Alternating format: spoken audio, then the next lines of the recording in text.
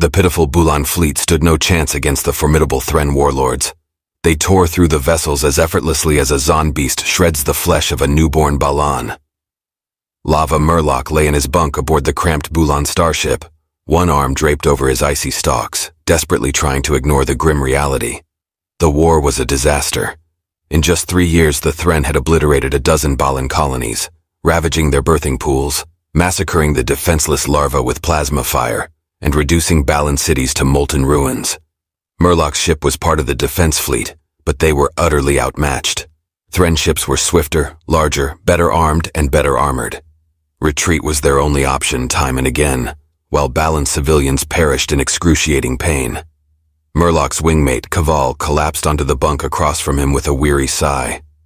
Another colony gone, millions dead. His eye stalks drooped in despair. This can't continue. We'll be extinct within a decade at this rate. Murlock clenched his mandibles, his mind racing to the one audacious possibility for their species' survival, a plan deemed insane and suicidal by Balan leadership. The humans, Murlock clicked decisively. They warned us about the Thren. They offered their help. Are you mad? Kaval hissed back. The psychotic humans? You want to invite those genocidal killers here now, when we are on the brink of annihilation. They'll slaughter us and feast on our remains. But Murlock's hearts pounded with urgency as warning klaxons blared through the ship. Once again, the Thren had located them. Here they were, this meager fleet standing as the last defense for the Balan homeworld. Murlock knew it was time for desperate measures.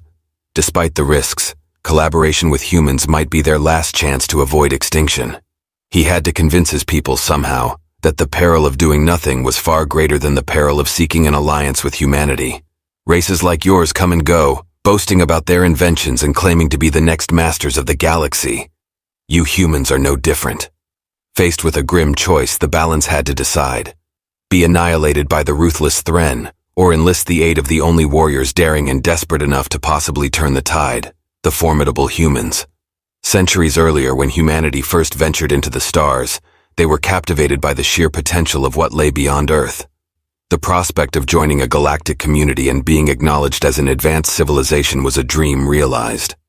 At the Grand Assembly of the Galactic Federation, the human delegates stood tall, their pride evident as they showcased their cutting-edge technology.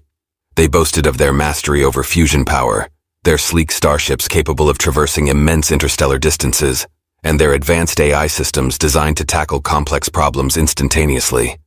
However, as the human ambassador concluded his presentation, a Dolan representative scoffed loudly.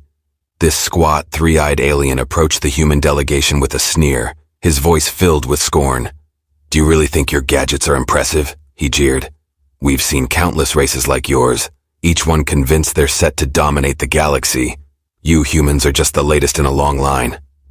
The Balans, now considering this alliance with humans, a race once mocked and underestimated by others in the galaxy, found themselves pondering the ironies of fate. With their survival hanging in the balance, the once dismissed human race might be their last hope against the relentless Thren onslaught. Chapter in their journey among the stars, they recognized that their setback with the Dolans was not the end, but a lesson in the harsh realities of interstellar politics. Rather than let it curb their enthusiasm, they used it to fuel their determination to prove their worth in the galaxy.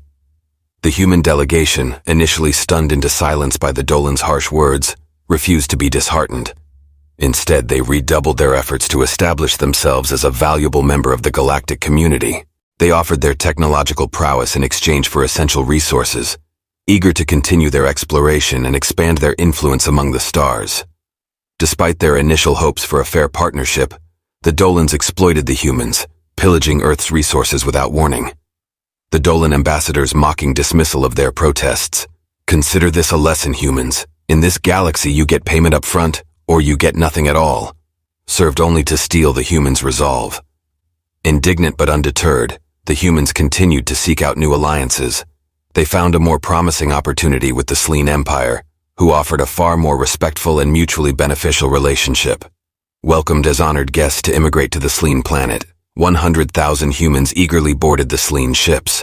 Filled with high hopes and a renewed sense of purpose, they looked forward to proving their resilience and contributing positively to their new home.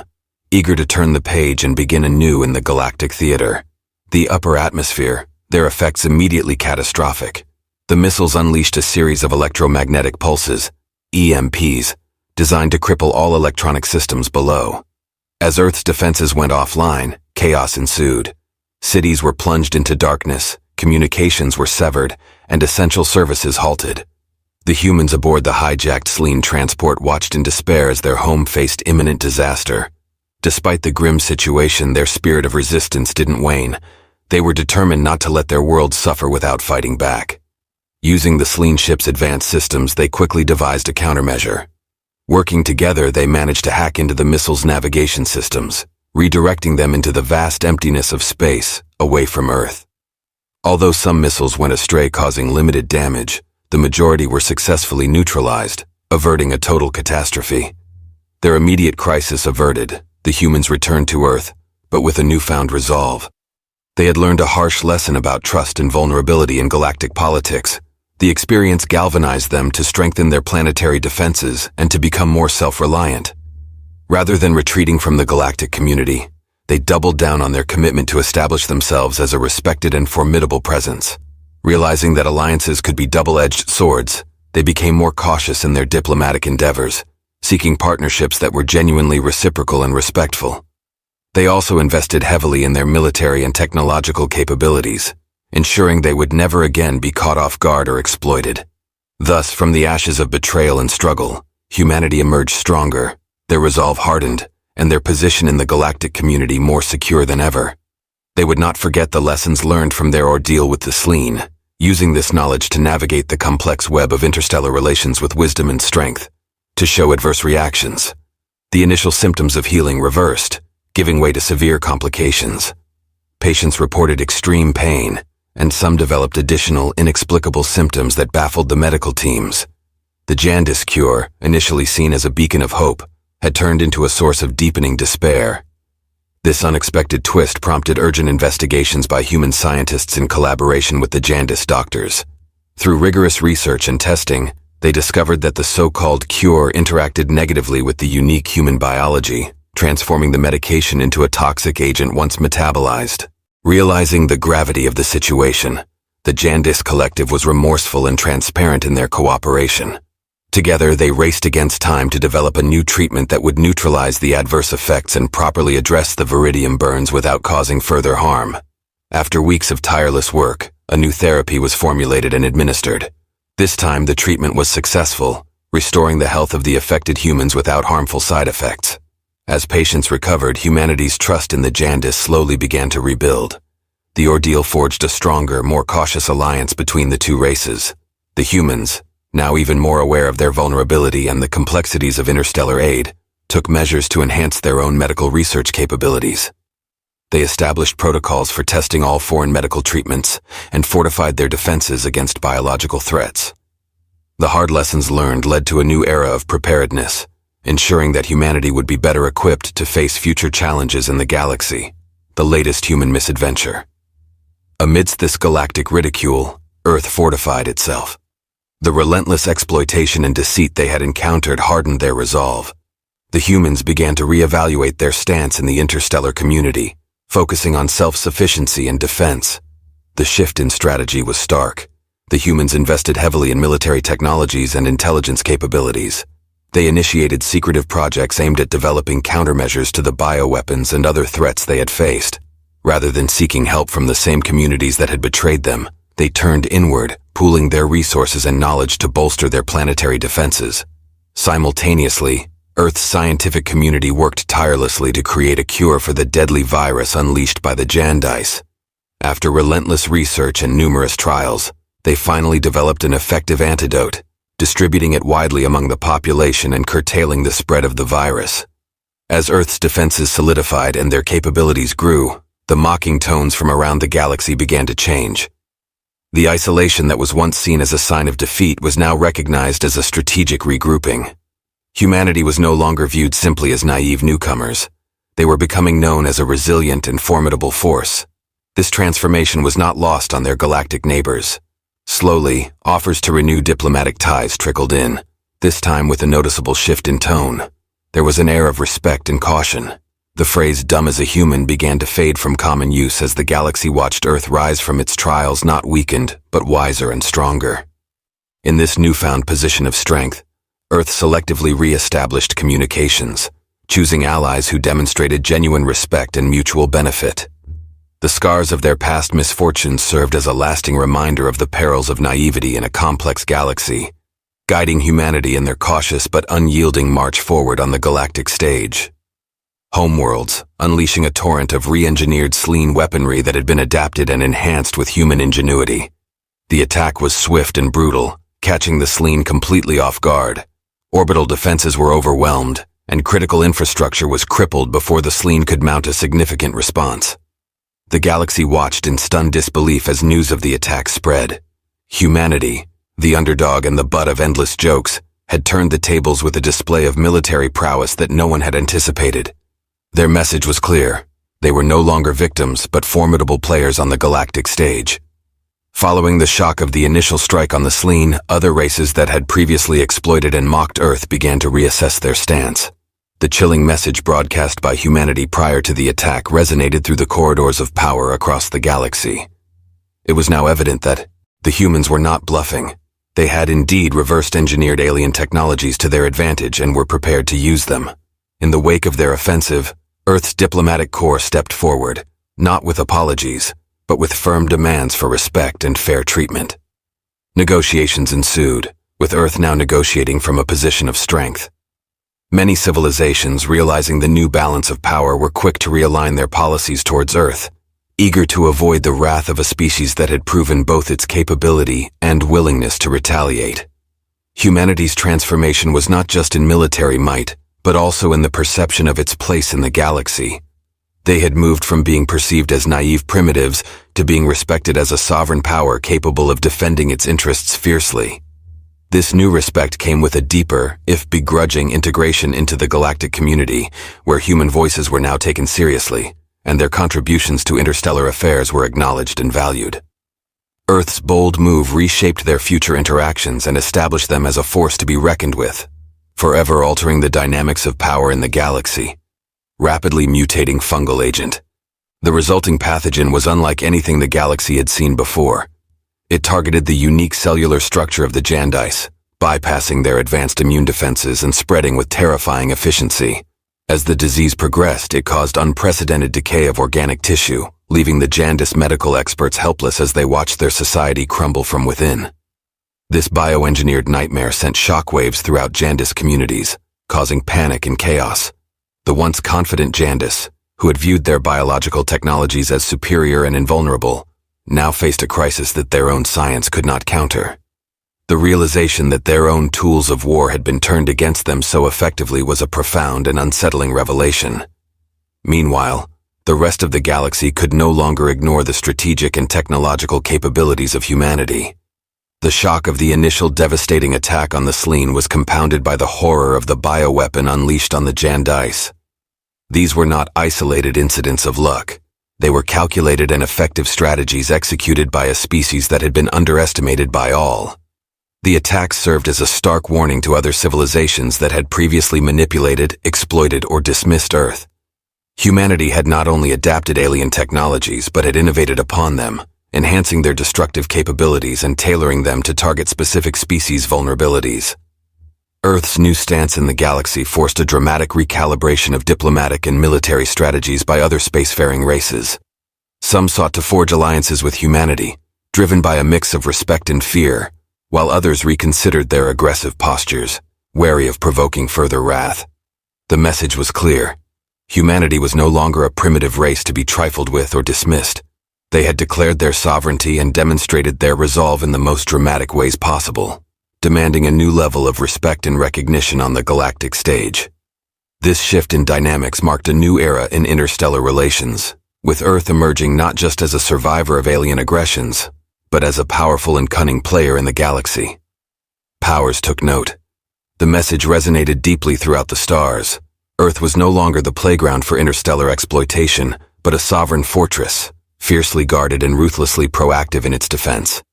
In the aftermath, the diplomatic landscape of the galaxy shifted dramatically.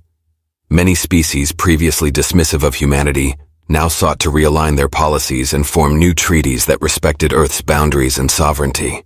The tales of human retribution served as a sobering lesson to the galaxy at large about the consequences of underestimating or mistreating any civilization. Furthermore, human technology, once seen as primitive or unrefined, was now highly regarded for its unique innovations, especially in the fields of warfare and biodefense. The combination of reverse-engineered alien tech and human ingenuity had created a suite of military and medical technologies sought after by many. This shift not only ensured Earth's security but also positioned it as a key player in the technology trade within the galaxy.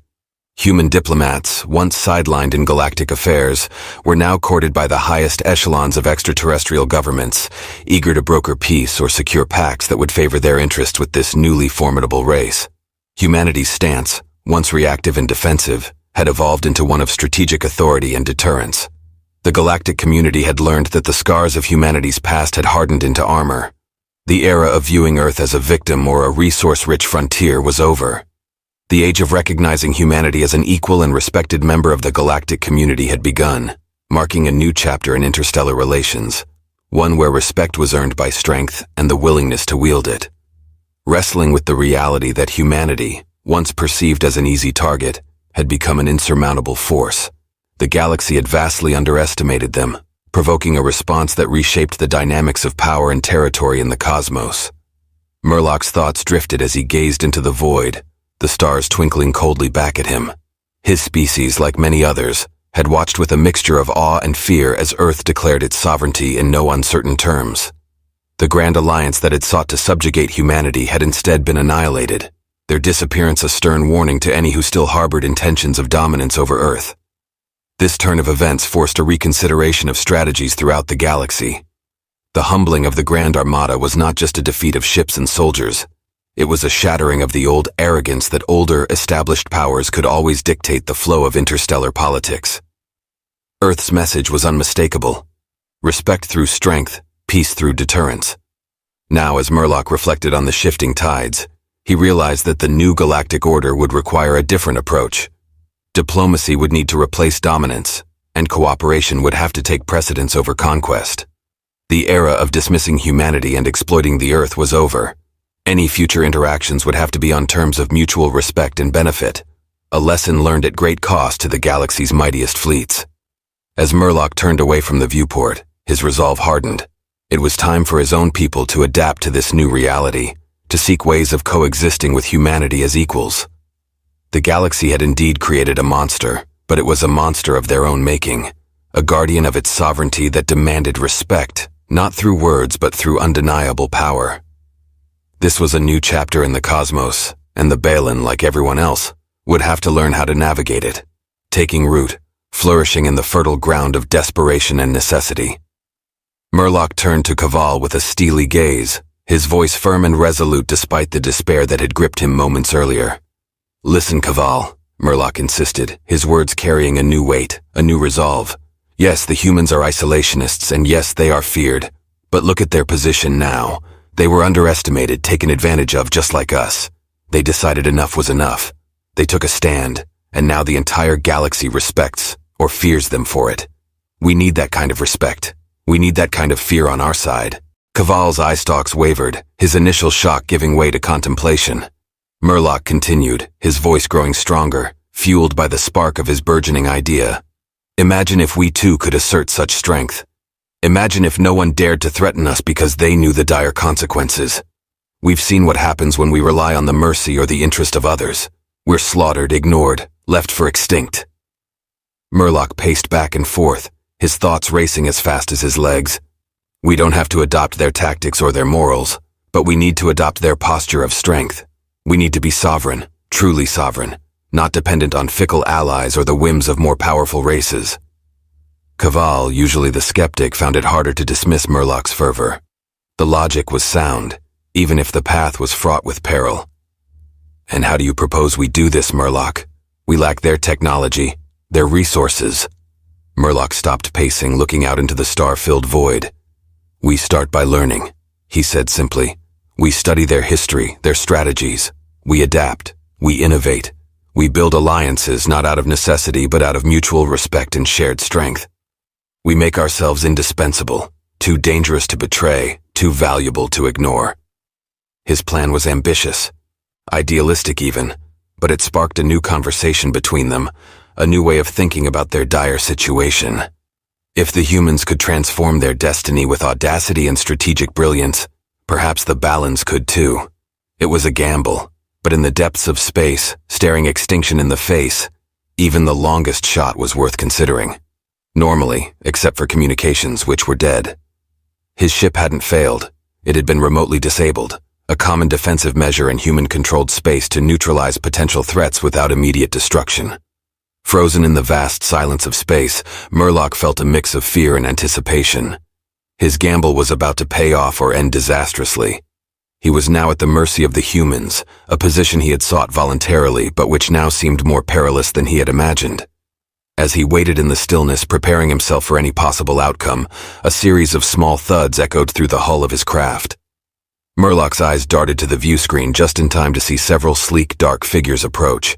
A squad of human interceptors, no doubt. They surrounded his ship, their advanced weapon systems likely trained on his vessel, ready to strike at the first sign of hostility. Murlock knew his next moves must be carefully calculated. With communications down, he couldn't plead his case verbally. He had to hope his passive posture would be read as non-threatening. Hours seemed to pass, each second stretching into eternity as he sat motionless, watching the humans inspect his ship from a distance. Finally, a burst of static erupted from his communications panel, startling him back into focus. A voice, mechanically filtered and stern, addressed him directly.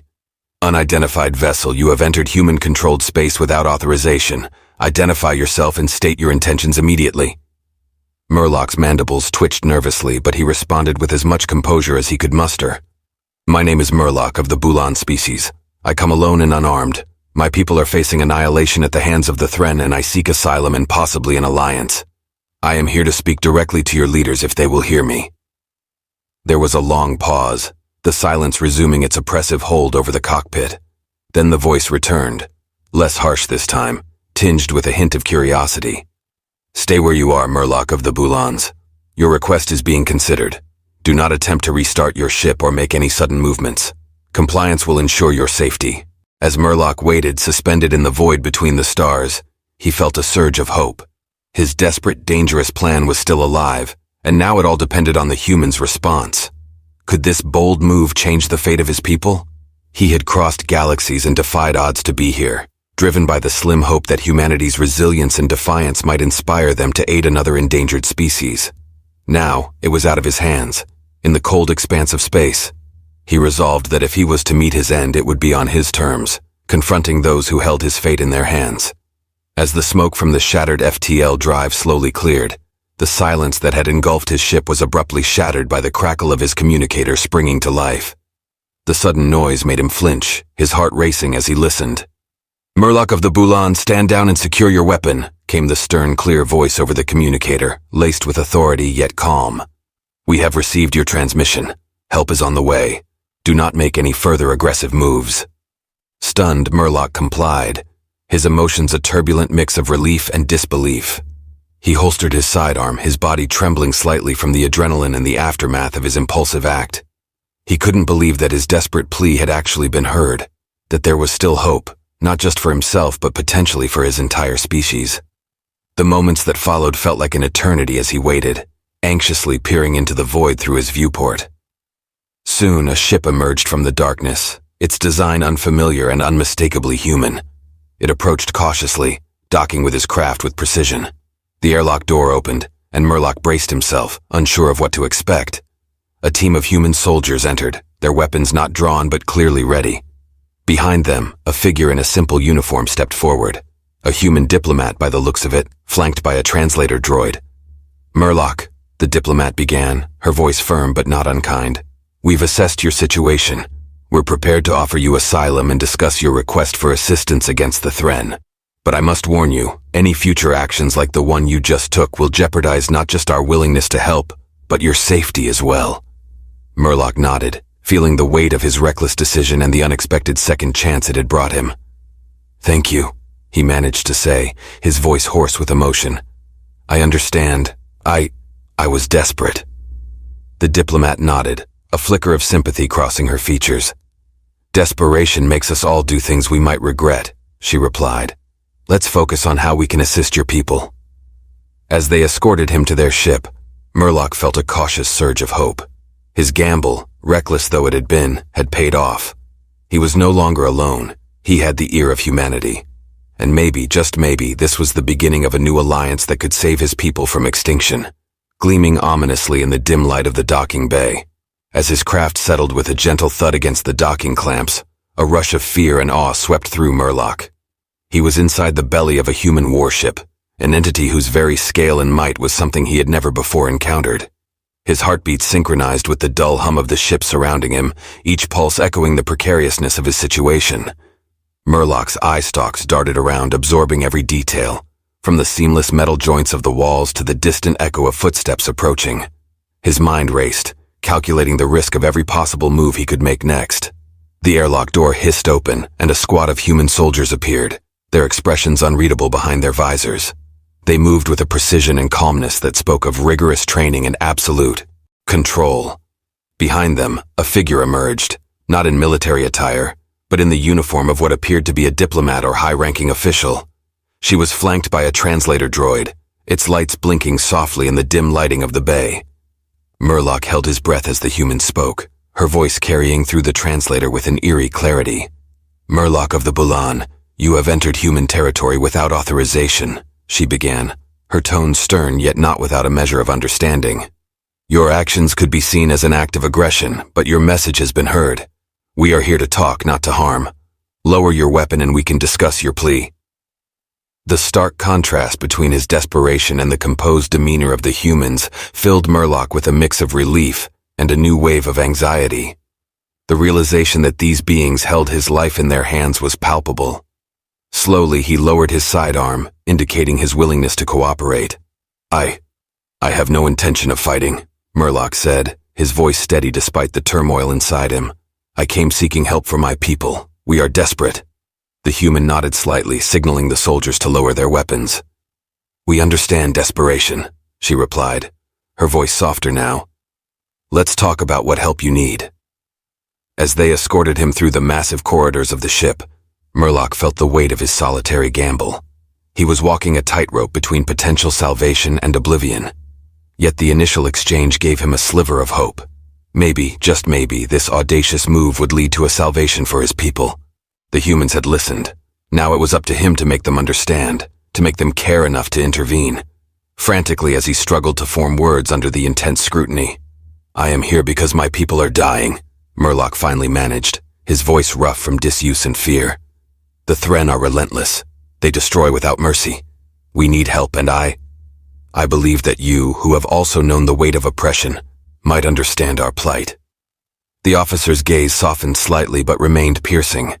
He nodded for Murlock to continue, taking a step back and folding his arms, a signal that he was listening.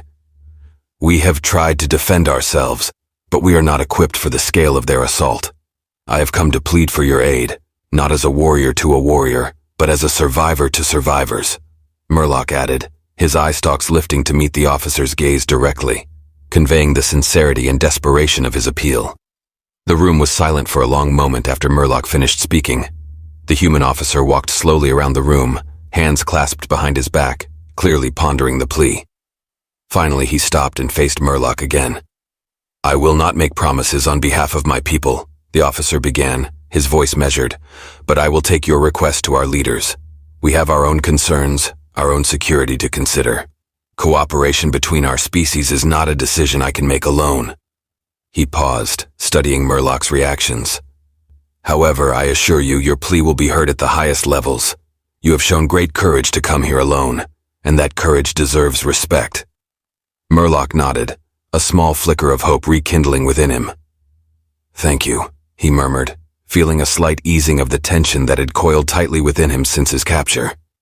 The officer turned and signaled to the guards by the door. "Ensure he is comfortable and secure.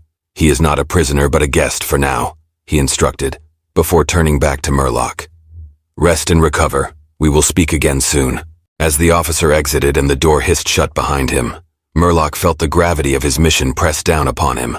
He was far from home, surrounded by potential allies or enemies, his people's fate hanging in the balance. Yet for the first time since his harrowing journey began, Murlock felt a cautious optimism. His message had been delivered. Now it was a waiting game, and he hoped that the humans' response would bring a new dawn for the Bulan. Instant, their grips firm as they forced him back into the chair. Murlock's breathing was heavy, his chest heaving with each breath as he glared up at the impassive officer. The room was thick with tension, the air crackling as if charged with electricity from his outburst. The officer's expression remained unreadable, his eyes cool and steady as he observed Murlock's defiance. After a tense moment he finally spoke, his voice even but not unkind. "You are right," he admitted, surprising Murlock. "We know the pain of watching helplessly as atrocities are committed, and yes, it makes us cautious, but not indifferent." He paused, letting the words sink in before continuing. "Your situation is grave, and it is not ignored. However, our response must be measured and considered with the safety of our own people in mind. We are not the galaxy's saviors, Murlock. Each intervention carries weight and consequence." The officer took a step closer, his voice softening slightly. "But your words, your story, it moves us. We are not heartless. We will deliberate on your request and see how we might assist without reigniting the fires of our own past." Murlock slumped slightly in his chair, the fight draining out of him as he processed the officer's words. The reality was harsh, but the acknowledgement of his plight gave him a sliver of hope. He was being heard, not dismissed outright, and that was more than he had received from any other in the galaxy. "Thank you," Murlock managed to say, his voice hoarse. "That is all I ask." The human officer nodded, signaling to the guards to ease their hold. "Rest now," he instructed Murlock. "We will continue this discussion after deliberations. You have my assurance that your plea is taken seriously." As the guards led him to a small adjoining room equipped with basic comforts, Murlock felt a complex mix of emotions, relief mixed with frustration, hope with fear. He was still a long way from securing the aid he desperately needed for his people, but for the first time in what felt like an eternity, he dared to feel a cautious optimism. The humans had survived their own darkness. Perhaps they could help the Bulan see light once more. Cell he had grown accustomed to. The space was sparsely furnished, but it contained a few chairs and a table that seemed set for a meeting. Murlock's eyes darted around, taking in the surroundings as he tried to gather his wits about what this sudden change might signify. The guards positioned him in a chair at the table and left the room, closing the door quietly behind them. Murlock sat alone, his mind racing with possibilities, when the door opened again and several humans entered. Among them was the officer who had initially spoken to him, now accompanied by a few others who carried themselves with an air of authority. The officer took a seat across from Murlock, his expression more open than before but still difficult to read. "Murlock, I apologize for the harshness of your confinement," he began, his tone measured. "It was necessary while we assessed the credibility of your claims and the risks involved in any potential intervention." Murlock listened, wary but attentive as the officer continued. "Your situation and your courage in coming here have been the subject of considerable debate among our leaders. We have come to a decision." He paused, seemingly weighing his words. "Humanity will offer assistance to the Bulans," he declared, watching Murlock closely for his reaction. Murlock's eyes widened in a mix of surprise and relief, a heavy burden lifting from his shoulders. "However," the officer added, "this assistance will come with strict conditions. We cannot risk the resurgence of war that might engulf our own people. We will help fortify your defenses and provide military support, but it will be done discreetly. You must agree to a series of non-aggression pacts and trade agreements."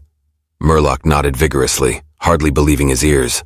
The terms were more than acceptable. They were a lifeline. Yes, of course," he replied eagerly. "Whatever conditions you have, we will comply." The meeting continued with discussions of the specifics, detailing what form the assistance would take and the steps both sides would need to undertake to formalize the agreement. As the meeting wrapped up, Murlock felt a renewed sense of hope, not just for his own survival, but for the survival of his entire species. As he was escorted back to his cell to gather his belongings, his stay there now temporary, he couldn't help but feel a profound sense of gratitude. The humans had listened, deliberated, and ultimately decided to extend a helping hand. His gamble, it seemed, had paid off. The Bulans might yet withstand the Thren onslaught, thanks to an unlikely alliance forged in the depths of desperation and diplomacy. Thren's ship exploded into a cloud of debris, A deep, triumphant cheer erupted from the human crew around Murlock. He stood there, amidst the celebration, his own heart swelling with a mixture of joy and relief. Humanity's intervention had turned the tide decisively in favor of the Boulons, showcasing their formidable military capabilities and their willingness to act against what they saw as a universal threat. As the fleet began to regroup and assess the damage, the captain approached Murlock, clapping him firmly on the shoulder. "We did it," he said, his voice filled with the weight of victory and the weariness of battle. "Your people are safe now, Murlock. The Thren have been repelled, and they'll think twice before attempting another advance." Murlock nodded, his eyes wet with tears of gratitude. "I don't know how to thank you," he stammered, overcome by emotion. "You've saved us." The captain smiled, a tired but genuine expression.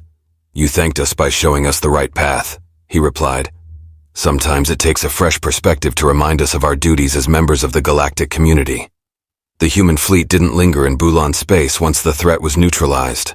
Arrangements were made to establish a defense pact between humanity and the Boulons, ensuring that any future threats would be met with joint forces. Additionally, human engineers stayed behind to help rebuild what the Thren had destroyed and to fortify Boulon defenses with advanced technology. As the flagship prepared to return to human-controlled space, Murlock was invited to the bridge. The captain handed him a small communicator device. "This is a direct line to me," he explained. "Should you ever need assistance or just wish to speak, you know how to reach us."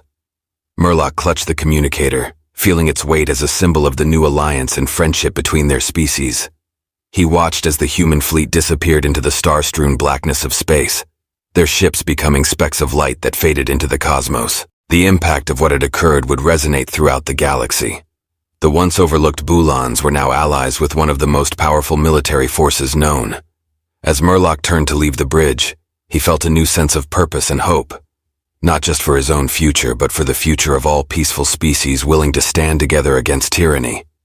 This was a new era, one of unity and resilience, and Murlock was ready to help lead his people into it. As the last of the Thren ships fled, the humans and Boulons came together. There were no grand ceremonies, no flowery speeches, just a simple understanding, a mutual respect forged in the crucible of war. The humans made it clear that their intervention was not a prelude to rejoining the galactic community. They had intervened because it was the right thing to do, not because they sought to reclaim their place among the stars. That chapter of their history remained closed. As Murlock watched the human fleet prepare to depart, the captain stood by his side. "Tell me," the captain said, "what will you do now?" Murlock considered the question. "I'll return to my people," he said, "help them rebuild and ensure that the galaxy never forgets the lesson we learned today." The captain nodded. "And what lesson is that?" Murlock's eye stalks met the captain's gaze. "That strength comes in many forms, and that even the most resolute species can be driven to action if pushed too far." With that, the humans departed, their ships vanishing into the void. Murlock watched them go, a strange mix of emotions churning in his gut, gratitude, respect, and a lingering sense of awe. For he had seen firsthand the folly of underestimating the depths of the human spirit, and he knew that the galaxy would never make that mistake again.